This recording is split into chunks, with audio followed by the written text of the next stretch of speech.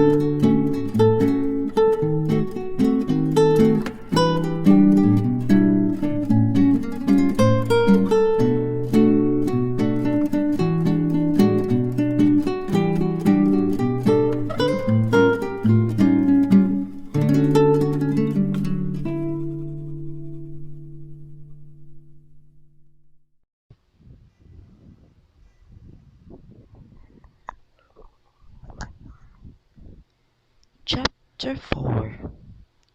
I opened the door of my parents' room, and before I got inside, I already felt the tension, sadness, and pain that lingered inside the room.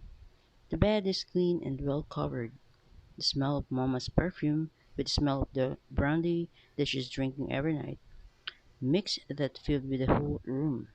I went inside and sat in a bed cover with a purple velvet bedsheet.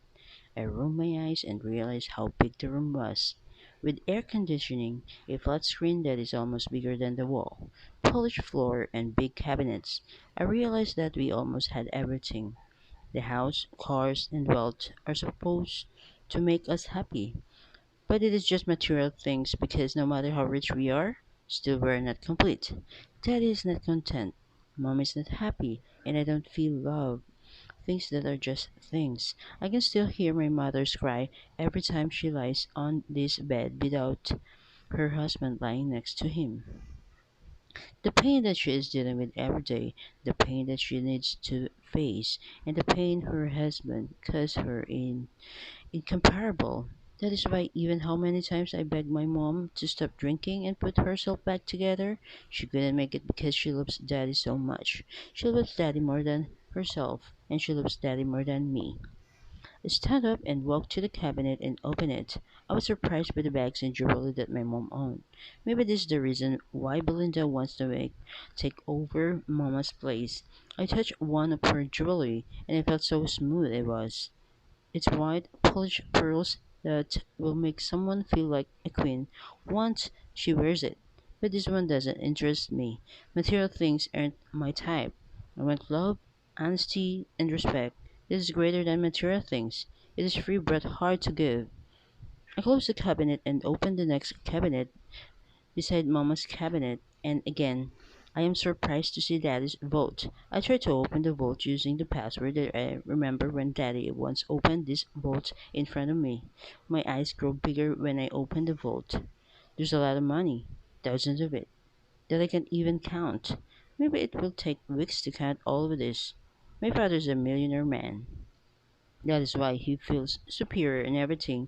That is why Belinda is dying to push herself to my father because she knows that once she takes over Mama's place, she will be hell rich. I took one of the Mama's bags and put some of my father's cash inside. I know I will survive with my mother's signature bags, makeups, and jewelry. I can sell it to buy my needs after I use my father's cash. And I will survive the Echo and me for years without finding a job to support ourselves. I put in as much cash, jewelry, and makeup as possible because I didn't want to go back to their room anymore. I want to keep it locked because of the negative energy that lingers inside. I went to my room and I knew Echo was there waiting for me and showed him the bag I was carrying. "Where did you get that?" he asked with awe. "It's too many," he said, while touching it one by one. "Inside my parents' room," I proudly answered. "You went inside there?" "Yes, and there's are all ours now," I told him. We'll be hell rich without an effort. I told him with a smile. Oh yeah, baby, he said and kissed me. He lays me down in the bed and removes my dress. He kisses me from my lips down to my neck, then to my breast and my pussy. I love him more every time he does that. He will do it every day. I will never get used to it because he's my angel. Bring me to heaven every time we make love. He makes me forget all the pain that I am coming through every time he's caressing me. He makes me feel sexy and he makes me feel love every time he does it to me. I close my eyes and I feel how he works on my body. His touch, his lips on my lips arouse me, and we make love like before. I woke up in the nanny Silva's voice. I heard her singing her favorite song while cooking. The smell of garlic fried rice makes me hungry. That is why I stand up and pray to start my day. My nanny teaches me to pray before starting my day and pray again before sleeping. That is why I always follow what she taught me. I comb my long, straight black hair. I remember Nanny Silvas didn't want to cut my hair because she said my hair was naturally smooth and straight, making me look like a Barbie doll. I brushed my teeth too, and Hurley went to downstairs excited to like a kid to greet everybody good morning. I saw Mama sitting, reading her book while drinking her coffee. I also saw I also saw Nanny Silva rushing with the garbage that she will throw outside because she is doing that every morning to throw our garbage in our big can outside before the garbage truck arrives to collect it. She wants everything to be done before the afternoon because she wants to free her time in the afternoon for me. She sees to it that she has time for me despite her busy schedule. That's why she didn't notice that I was already awake. I secretly followed her because I wanted to surprise her with a hug. I know that she will be happy if she sees me awake now, especially if I surprise her with a hug. I bumped into Daddy's while following Nanny Silva. He just arrived from his meeting, still wearing his coat and tie, and he's running to get inside the house. She didn't even look at me, but it's okay. I used to it. I went outside the gate to see Nanny Silva's putting the garbage inside the bin with the red fast car suddenly appeared and almost hit me. I fell so to the ground. I tried to see the plate number and who's driving, but I can't. It's blurry. Wake up, babe. You are dreaming, Eka said while waking me up. It is just another bad dream. You're sweating, he said while wiping my sweat with his hand. I dreamt about Nanny Silva and my mom and my dad and the red car who wants to run over. I told Echo, trying to recall everything I dreamt. Mom is reading her book while drinking coffee. Daddy just arrived home from a business meeting. Nanny Silva is cooking garlic fried rice, and I followed her when she went outside to put the garbage in a bin. Then there's this red car that wants to run over me, I added, still trying to recall everything in my dream. Maybe it is not you that the car wants to run over, he said while looking at me. I don't know what he's trying to say, and I don't have an idea about dream. I didn't even see who was driving, but something in that dream bothered me. That is why I asked him, is it just a dream, right? He smiles. You will know it in time, babe, he answered. Come on, let's go back to sleep, he said and dragged me to his arms and kissed me before he closed his eyes. I thought about my dream for a second at this meeting and went back to sleep in his arms again.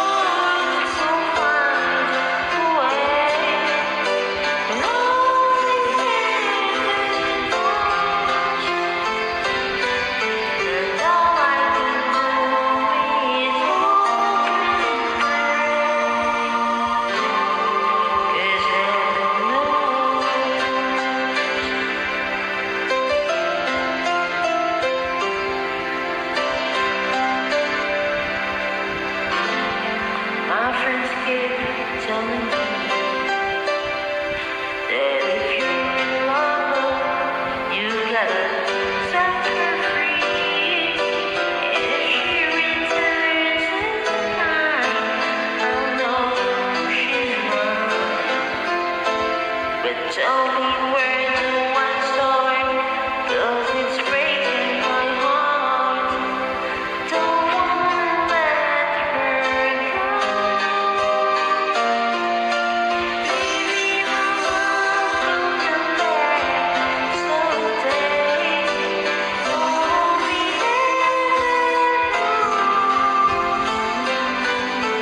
maybe our hearts will find a way. And only heaven knows. And all I can do is hope and pray.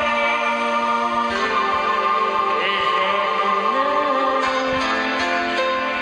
why I'm feeling despair.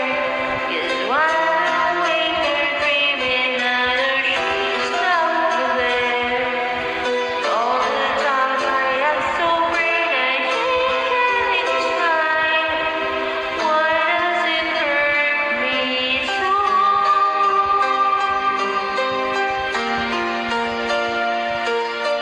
Maybe my love will come back someday. Only heaven knows. And maybe our hearts will find a way. And only heaven knows. And all I can do is hope and pray.